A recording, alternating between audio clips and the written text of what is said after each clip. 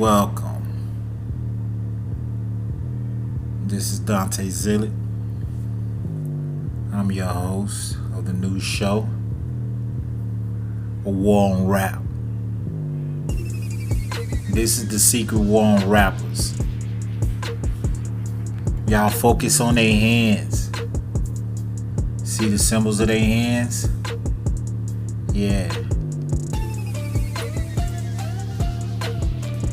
This is what you call a secret society. They got a secret war on rap with these rappers. We zero in on a few pieces of key information regarding this war on rap and the secret war on rappers.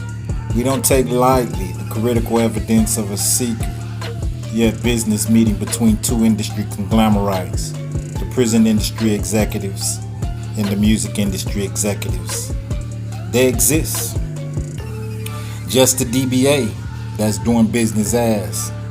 We understand that most of you citizens out there don't know much about the UCC or the Uniform Commercial Code, or some of you don't even care. But regardless of circumstances, it is as real as your child, mother, sister, father, whatever. But your brother, you better be informed. It has been leaked. There is 6 major corporations in America that are under the Vanguard Group. Y'all don't know anything about the Vanguard Group. Y'all really need to get hip. You do a Google search. Do record companies invest in prisons? It reads 6 corporations, including the music label Universal, Sony, and Warner, deliver 90% of the media. An investment company, the Vanguard Group. Listen, the Vanguard Group is in fact the largest shareholder in CCA, as well as owning shares in other companies on both prisons and media fronts. Around 2012, NPR made a report regarding mass incarceration that involved the music industry. And my point is, for years there has been talk regarding how these executives had a secret meeting. Not many people paid attention. They just took it as some kind of conspiracy theory, mumbo jumbo. But needless to say, quite a few people have kept up with it. Now let me read from the clipping.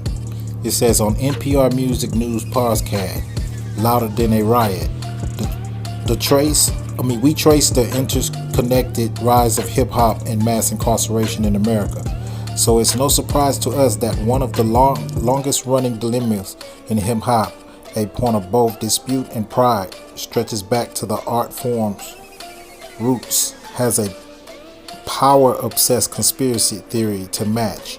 Back in the spring of 2012, somebody took the time to generate a Gmail account, username John Smith, the address, whatever it says. They composed the message with the subject line, "The secret meeting that changed rap music and destroyed a generation." And on April 24th at 1:30 p.m.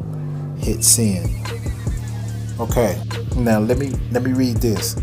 It says the industry confession contained within this message had the feel of key that could unlock the mystery linked to of America's most powerful forces. It alleged that at a closed-door meeting back in the 1990s, the music industry and the prison industry complex had collided to market music that promotes criminal behavior in order to help the lawmen to fill their prison cells. And I'm gonna say, read this also. It says, what did we find? Whether the actual conspiracy theory is true or not, it's inconsequential compared to the real world facts that inform its speculations. The dialogue generated tells us that the fear of paranoia around how the criminal justice system disproportionately impact black people. If this is true, then that means that not only the lawmen, congressmen, senate, president, police, all these lawmen have this hidden agenda to attack the music industry, to hyping up beef and violent raps, music without any social commentary, knowing that certain class of music can influence and manipulate the youth today in a more negative way than positive. There's no way you can refute the fact that all music have some form of influence over the mind when it's liked by a person of interest. But back to this Vanguard group. The actual truth of the matter is this. Y'all boys out there rapping, trying to be artists, hip-hop artists. It don't matter what it is you out there doing, and you rapping and you trying to market your product to the public people. Hence, like a uniform commercial code, which is your obligation to DBA, to follow certain kind of codes to do your business. And your product is your business. Your music, what you create, that's your business, that's your product. That's what you use. You create your brand, you create your company. Now when you start to market and promote your product to a vast public people, to a whole bunch of people, what you get is an order of code. And that code is uniform. This same uniform where the Vanguard group is able to take out interest and shares and invest money in your product because you are using these musical platforms to promote and market their music. And if you are doing this, then that means then other companies can also, public people can also take out an investment on you as an artist and sell you off as a marketable stock or product that the public can invest in, as long as you have a public interest into sharing your own product, meaning your music. If you're an artist and you like to make money off of your music, then no matter what you do to make money off of your music, you go through a process, a business process. In order for that dollar that you are generating to be taxed, it has to be recorded. That's on the business aspect. Owning your masters is like owning your own product, your own brand. You license out your music to people who would like to invest in it.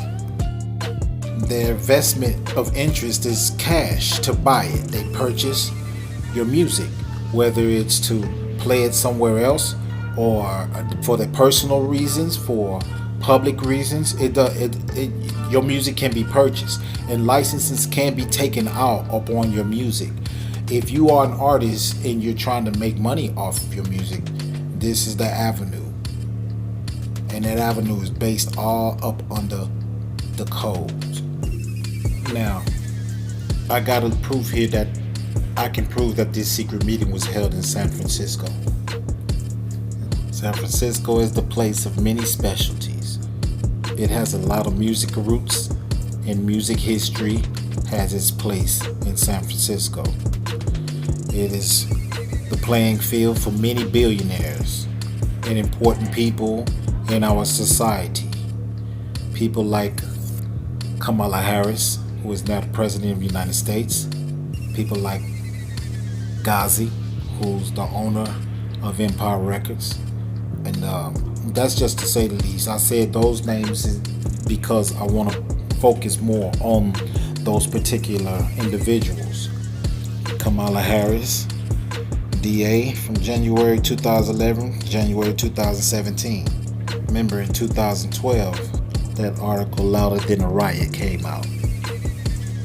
In 2003, Kamala Harris, San Francisco District Attorney, She was elected District Attorney of San Francisco. She was elected Attorney General of California in 2010 and re-elected in 2014.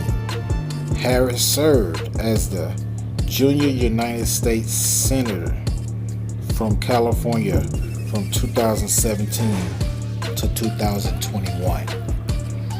It says Harris' rise, however, was propelled in by a very different milieu.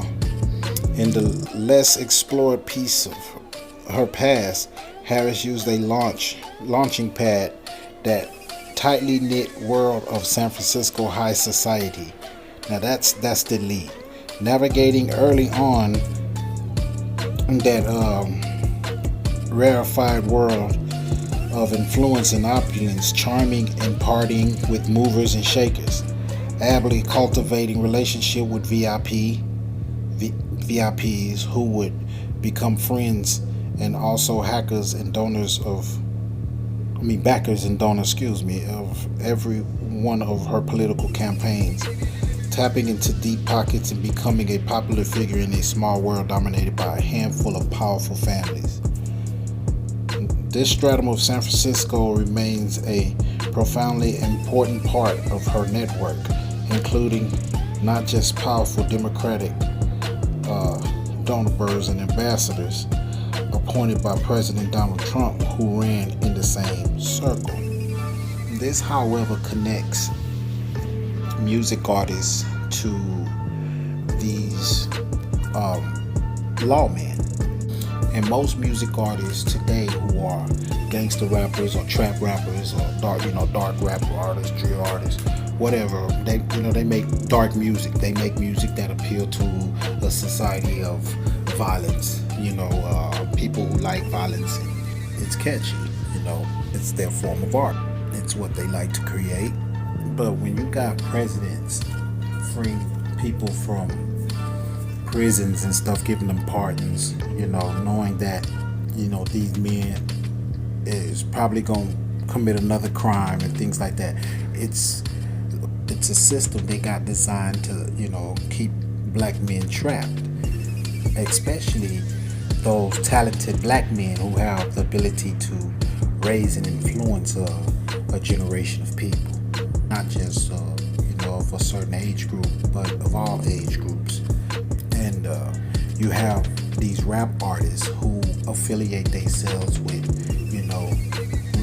could be some relatives and or friends that they know that are, part of a gang, and there you have it. A struggle between two extremes. On one side, you got the industry execs, in the artist's ear, and then on the other side, you have the criminal thug or gangbanger or whatever, or that's a relative on the other side, trying to pull him off into, that world. The money, the fame, and the riches makes all that more tempting and most effective. Mainly when you're making music like that, recidivism is very high in your mind because most of your conversation or art is criminal or has criminal intent. And in the world of law and politics, that intent is a threat to national security. Did you hear me?